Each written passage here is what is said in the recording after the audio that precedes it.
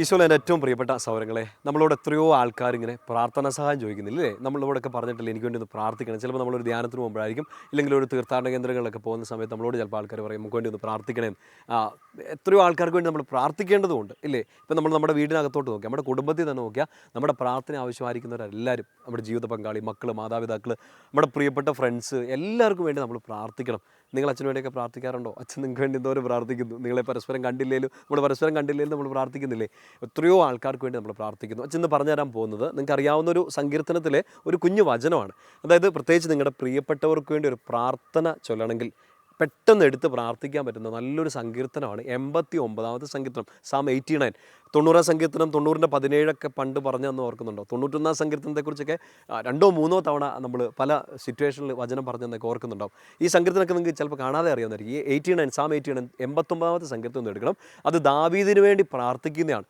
അത് രാജാവിന് വേണ്ടിയുള്ള പ്രാർത്ഥന വെച്ചാൽ ദാവീദിന് വേണ്ടി ദാവീദിൻ്റെ പ്രിയപ്പെട്ടവർ പ്രാർത്ഥിക്കുന്ന ജനം, ദാവീദിൻ്റെ പരിവാരങ്ങൾ, പുരോഹിതന്മാർ എല്ലാം കൂടെ പ്രാർത്ഥിക്കുന്ന ഒരു സങ്കീർത്തനമാണ് ഇത്. ദാവീദ് രാജാവിന് വേണ്ടിയുള്ള പ്രാർത്ഥനയല്ലെന്ന് വിചാരിച്ചുകൊണ്ടിരിക്കില്ല.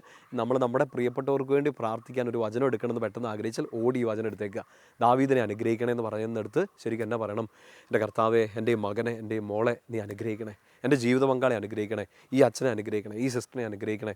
എന്നോട് പ്രാർത്ഥന ചോദിച്ചു ഈ വ്യക്തിയെ കർത്താവെ എന്നാ പറഞ്ഞ് പ്രാർത്ഥിക്കണമെന്ന് എനിക്കറിയത്തില്ല. ചിലപ്പോൾ അവർ നമ്മളോട് നമ്മുടെ പ്രാർത്ഥിക്കണേ എന്നൊക്കെ പറയുള്ളൂ, അവരുടെ ആവശ്യം പറയില്ല. ചിലപ്പോൾ അവരുടെ സങ്കടം അവർ പറയില്ല, എനിക്ക് വേണ്ടി ഒന്ന് പ്രാർത്ഥിക്കണേ എന്ന് പറയുള്ളൂ. ഈശോയോട് ചുമ്മാ ഇങ്ങനെ പറഞ്ഞേക്കാം, ദാവീദിനെ ഓർക്കണേ എന്ന് പറഞ്ഞ പോലെ ഈശോയെ ഈ വ്യക്തി അങ്ങ് ഓർക്കണമേ. പേരൊക്കെ അറിയാമെങ്കിൽ അവരുടെ പേര് പറഞ്ഞ് പ്രാർത്ഥിക്കുക, അവരെ ഓർക്കണേ എന്ന് പറഞ്ഞ് പ്രാർത്ഥിക്കുക. നമ്മളിങ്ങനെ പ്രാർത്ഥിക്കുമ്പോൾ ഒരു അനുഗ്രഹം കർത്താവ് പ്രോമിസ് ചെയ്യുന്നുണ്ട്.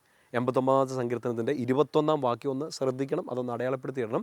നമ്മളങ്ങനെ പ്രാർത്ഥിക്കുമ്പോൾ ദാവീദിന് വേണ്ടി ദാവീദിൻ്റെ ജനം പ്രാർത്ഥിച്ചപ്പോൾ കർത്താവ് ദാവീദിന് കൊടുത്ത പ്രോമിസാണ്, ജനത്തിന് വേണ്ടി, ജനത്തിലൂടെ ദാവീദിന് കൊടുത്ത ഉറപ്പാണ്. എൻ്റെ കരം അവന് ശക്തി നൽകും, എൻ്റെ കരം അവൻ്റെ കൂടെ ഉണ്ടായിരിക്കും, എൻ്റെ ഭുജം അവന് ബലമായിരിക്കും. കർത്താവ് പറയാണ് ഞാൻ കൈപിടിച്ചോളാം.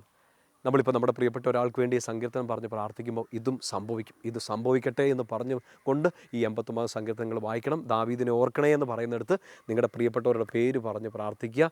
ആ വ്യക്തിക്ക് നിങ്ങളിന്ന് പ്രാർത്ഥിക്കുന്ന ഈ സമയം തന്നെ കർത്താവ് അവരുടെ കരം പിടിക്കും. എന്ത് വിഷമത്തിലാണേലും ആ വ്യക്തി ചിലപ്പോൾ നിങ്ങളുടെ നിങ്ങൾ വീട്ടിലുണ്ടാവില്ല, അടുത്തുണ്ടാവില്ല. ചിലപ്പോൾ നിങ്ങളെ ഫോൺ വിളിച്ചിട്ടായിരിക്കും സങ്കടം പറഞ്ഞത്, ദൂരെ ആയിരിക്കും. ചിലപ്പോൾ അവർക്ക് സങ്കടം കാണില്ല. നിങ്ങൾക്ക് പെട്ടെന്ന് തോന്നൽ പരിശുദ്ധാത്മാവ് ഒരു പ്രേരണ തന്നു അവർക്ക് വേണ്ടി പ്രാർത്ഥിക്കണം.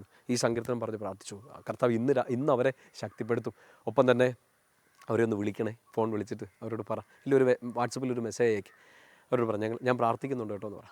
ചുമ്മാ അതൊരു ബലമായിട്ട് മാറും, ഭയങ്കര പവറായിട്ട് മാറും. ആരെങ്കിലുമൊക്കെ നമുക്ക് വേണ്ടി പ്രാർത്ഥിക്കാനൊക്കെ ഉണ്ടെന്നുള്ളൊരു ഓർമ്മയല്ലേ നമുക്ക് അടുത്ത സ്റ്റെപ്പ് എടുത്ത് വയ്ക്കാനുള്ള ഒരു കൃപ കിട്ടുന്നത്. അതുകൊണ്ട് അവരോട് പറയണം, പ്രാർത്ഥിക്കുന്നുണ്ടെന്ന് പറയണം. ഈ 89 സങ്കീർത്തനം നിങ്ങളുടെ പ്രിയപ്പെട്ടവർക്ക് വേണ്ടി പ്രാർത്ഥിക്കുകയും ചെയ്യണം, എനിക്ക് വേണ്ടിയും പ്രാർത്ഥിക്കണം കേട്ടോ. ഈശോ നിങ്ങളെല്ലാവരും അനുഗ്രഹിക്കട്ടെ. കർത്താവേ, ഇന്ന് ഈ വചനം കേട്ടവർ, ഈ വചനം കേട്ടിന്ന് ഞങ്ങൾ ആർക്ക് വേണ്ടിയെല്ലാം പ്രാർത്ഥിക്കുന്നു അവരിലേക്കും ഇന്ന് ഈ സമയം, ഈ പ്രാർത്ഥനയുടെ സമയം, ഈ വചനത്തിൻ്റെ സമയത്ത് തന്നെ ഒരു അഭിഷേകം നൽകണമേ. അങ്ങ് അവരുടെ കരം പിടിക്കണമേ. അങ്ങയുടെ ഭുജം അവർക്ക് ശക്തി നൽകട്ടെ. പിതാവിൻ്റെയും പുത്രൻ്റെയും പരിശുദ്ധാത്മാവിൻ്റെയും നാമത്തിൽ ആമേൻ.